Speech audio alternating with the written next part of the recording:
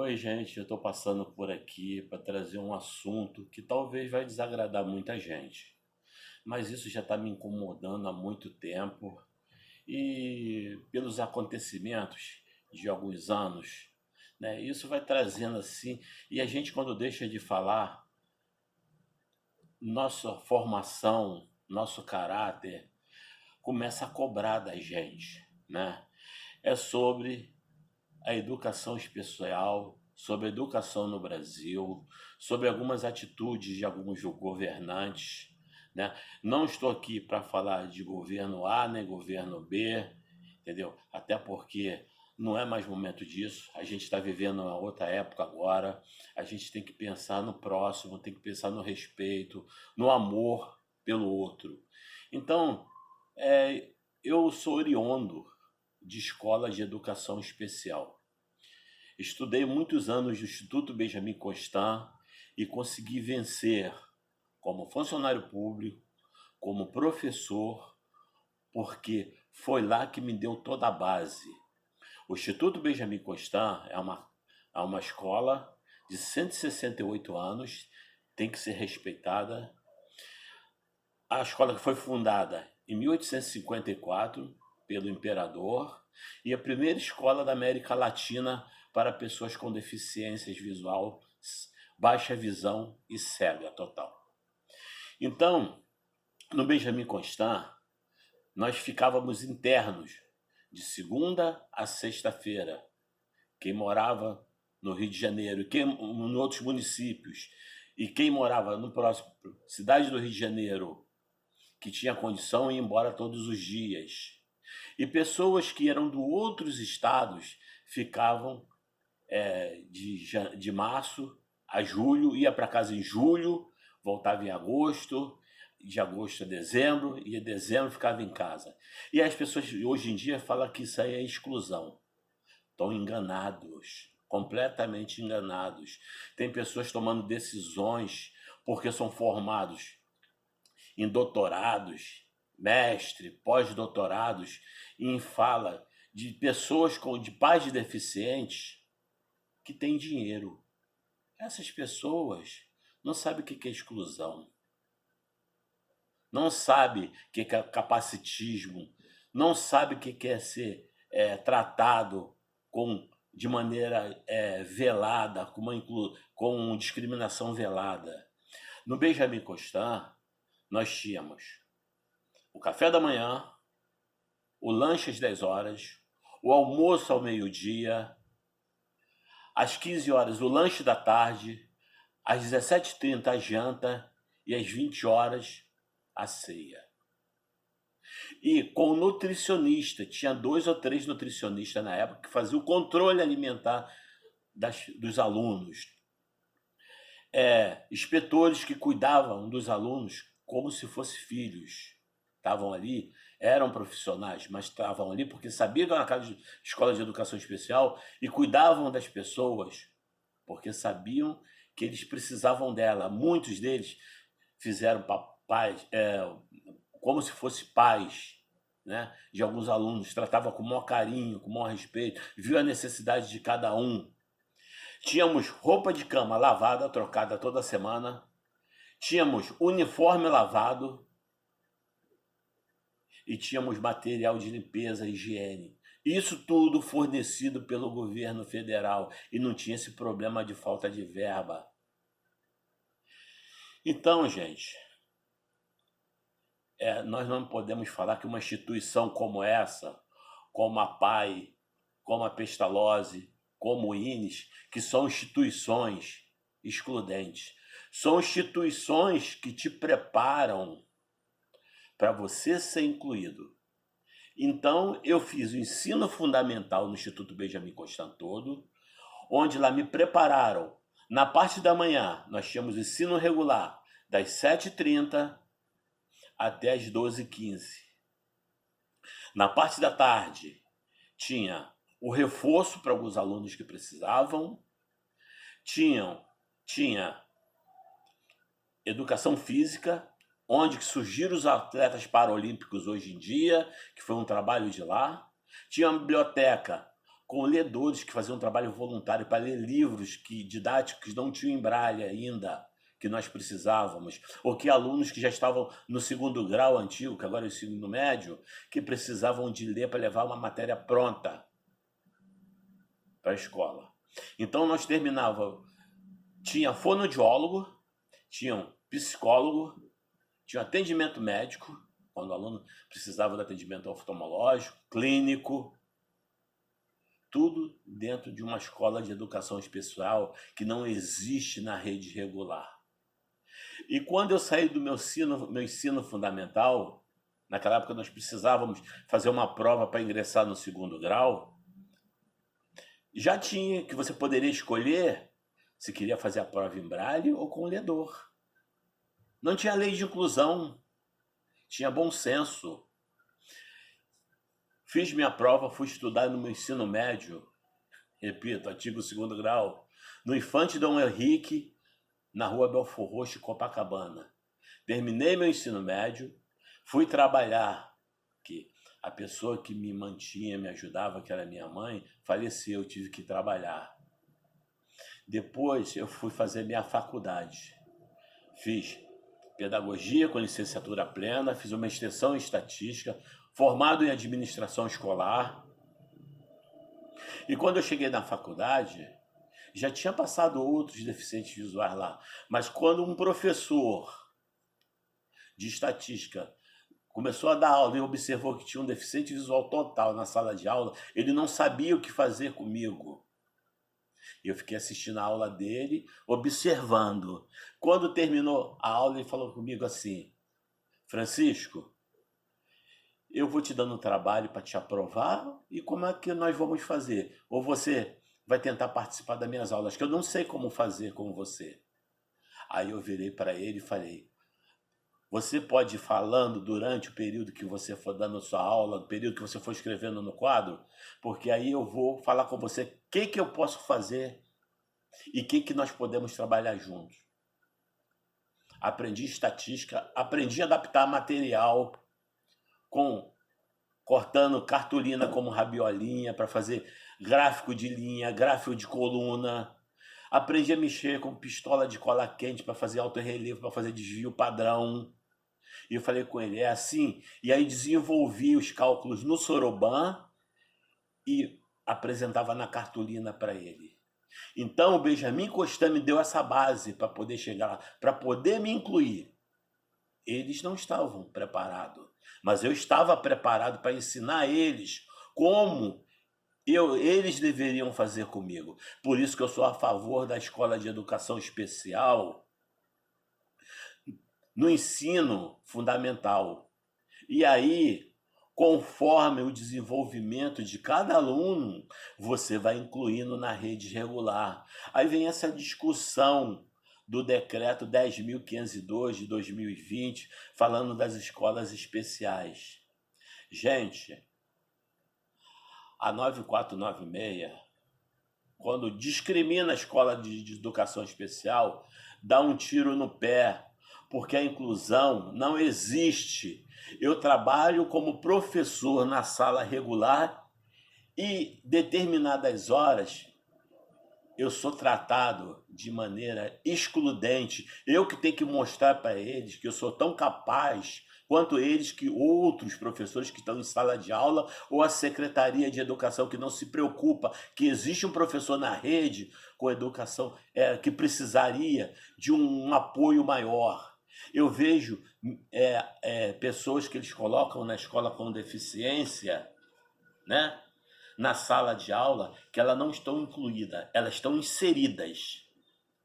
Elas são inseridas em sala de aula, igual que se coloca um estojo em cima de uma mesa, um caderno em cima de uma mesa. Esse aluno com deficiência é colocado ali na sala de aula. Ele não é incluído, ele é inserido.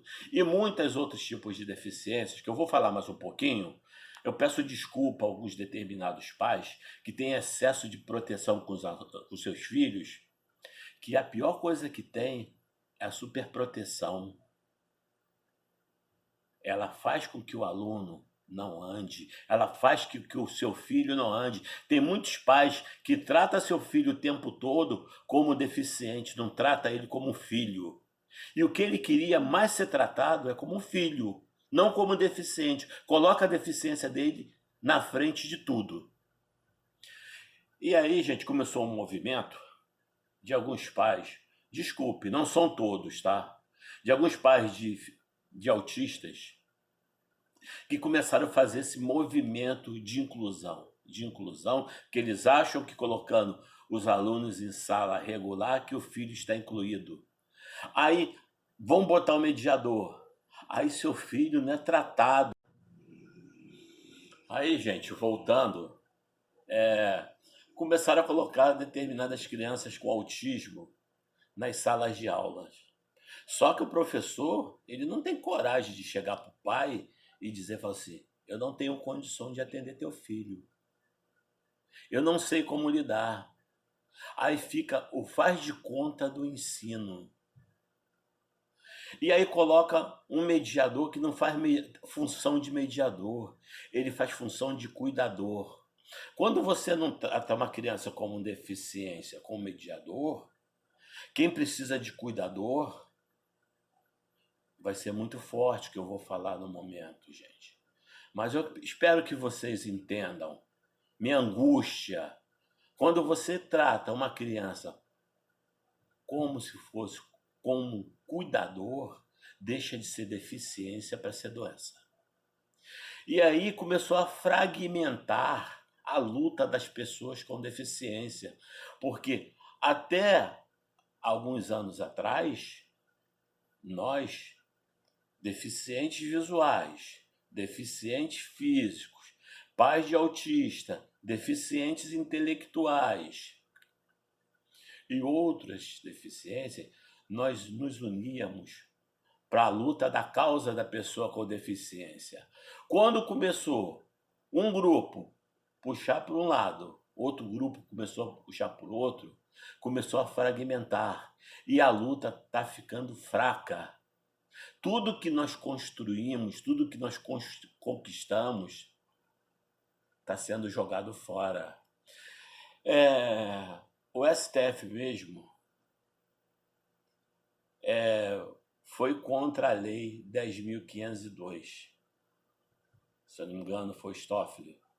Eu gostaria que o STF, o nosso atual presidente, que assumiu agora dia 1º, fizesse uma audiência pública, convocando todos os deficientes, porque dentro da justiça mesmo, senhores ministros, na AGU, na Procuradoria, no TJ, existem dezenas de funcionários, estou falando de deficientes visuais, que é a minha área, que é onde eu conheço um movimento maior de deficientes visuais total,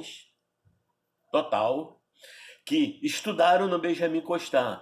E tem alguns que estão na AGU, que eram filhos de pais que tinham condição financeira, passou a fazer o ensino regular numa escola regular, e aí teve que recorrer ao Benjamin Constant para poder se desenvolver. Eu tenho 58 anos, estou caminhando para 59 anos, estou na causa há mais de 30, sou funcionário público há 39, professor há mais de 25, e eu sei o que é sentir na pele. Ensino regular, tudo bem. A 10.502 dá a opção das pessoas escolherem se ela quer escola de educação especial ou se elas querem ensino regular. E as escolas de educação especial, né, que disseram que não era o modelo correto aqui no Brasil, que a gente copia tudo que vem de fora, a Europa, os Estados Unidos, que começaram com esse sistema de ensino, de inclusão de rede regular, de 2008 para cá, eles chegaram à conclusão que não deu certo. Que de 2008 para cá, as escolas de educação especial retomaram. E as crianças que estavam nas escolas regulares, que não se desenvolviam, foram para a escola de educação especial, começaram a se desenvolver, começaram a ter conhecimento. E outra coisa, gente, não achem que toda pessoa com deficiência vai conseguir levar a vida do ensino acadêmico. Uns, sim, como pessoa com deficiência ou não. Nem todas as pessoas que não têm deficiência conseguem levar a vida do ensino acadêmico, conseguem fazer nível superior, mestrado, não conseguem, mas faz uma formação, faz um curso técnico. E tem muitas deficiências que a pessoa tem que aprender a atividade da vida diária, porque tudo que você ensina para ela hoje, daqui uns dias, não vai ficar. Então, muitos alunos, você deve preparar ele para a vida do dia a dia.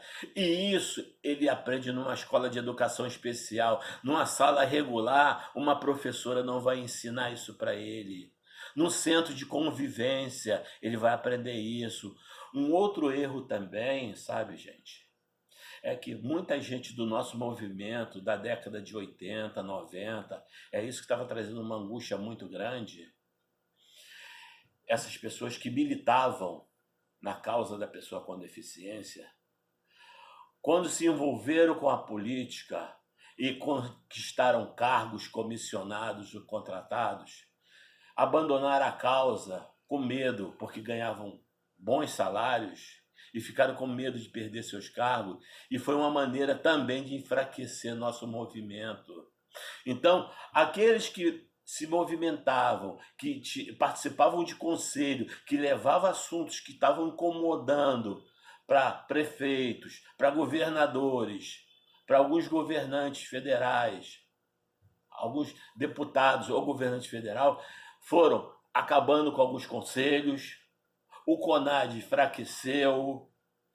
Teve uma época que o CONAD deixou de ter a força que tinha, né? E aí a gente vê que aonde que está a inclusão?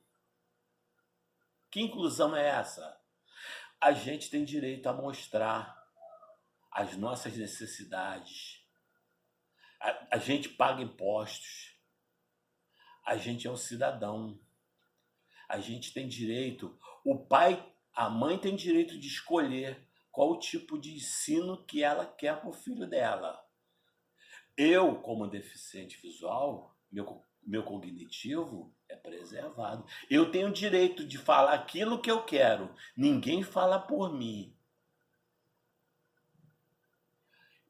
Hoje em dia, eu tenho minha família, tenho meus filhos, e todos têm um pai, um cidadão que os criou como cidadão, não como deficiente, como pessoa que se transformou em gente.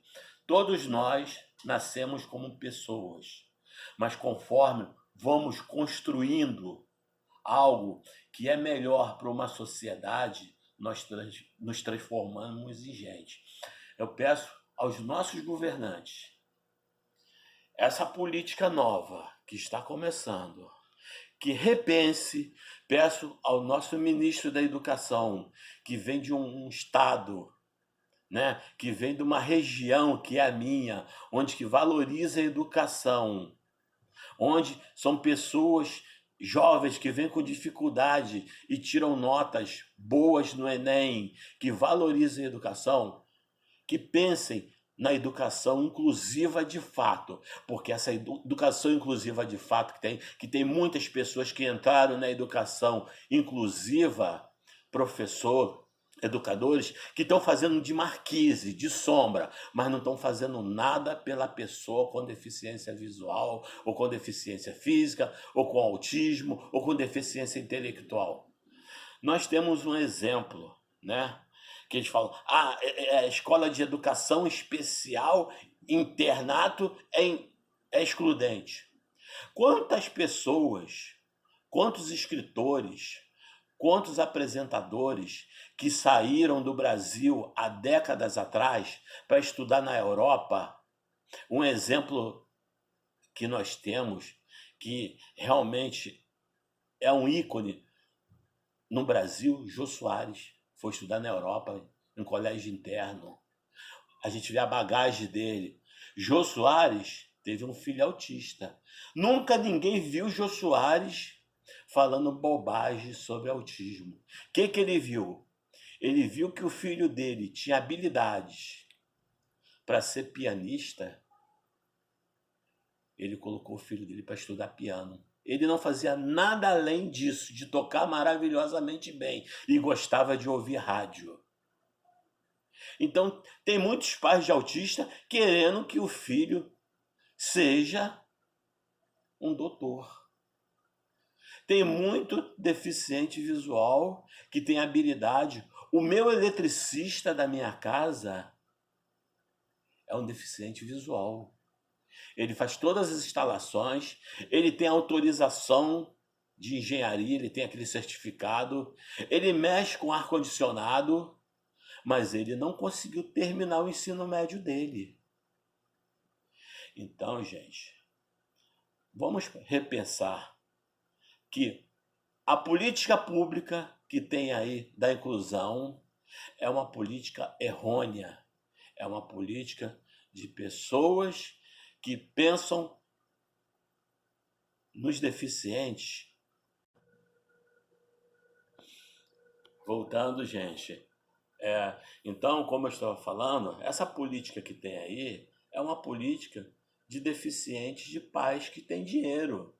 Ou pais que pegam, vão fazer doutorado, né? E acham que aquilo que eles pesquisaram nos livros não vivenciaram na pele. A experiência que ele tem com o filho dele, só com aquela deficiência, serve para todas as deficiências. O deficiente visual, para ele levar uma vida acadêmica com independência, ele tem que aprender o sistema Braille, ele tem que aprender o Soroban para poder ter aulas de matemática. Hoje ele tem acesso à informática, ele tem que aprender a orientação e mobilidade para poder se locomover na rua, para ter independência do ambiente, que ele não precisa de ninguém para ficar guiando ele o tempo todo. O cadeirante, ele precisa de quê? Ele precisa de rampas.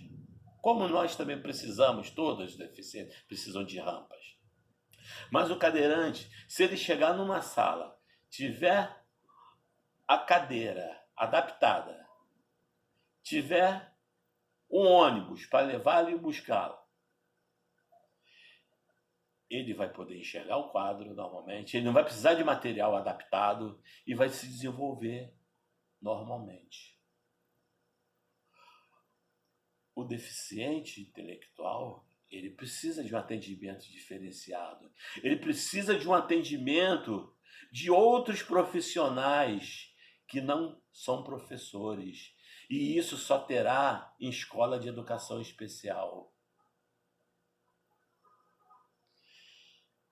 Então, essas pessoas que defendem inclusão em sala regular, colocando pessoas lá dentro, e onde os professores têm que aceitar calados, como se soubessem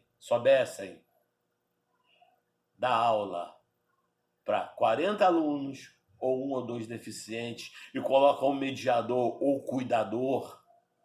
Repito, cuidador para mim é de doente. Mediador faz parte da educação. Essas pessoas que colocam lá não estão incluindo, gente. Estão inserindo. E aí essa criança chega no final do ensino fundamental, recebendo o diploma, sem saber escrever o nome, sem saber nenhum conteúdo, e não aprendeu as atividades da vida diária, que talvez seria o mais importante para a vida dela. Então, vamos dar valor, sim, às escolas de educação especial. Repito, no AGU, no TJ, lá em Brasília tem muitos deficientes visuais.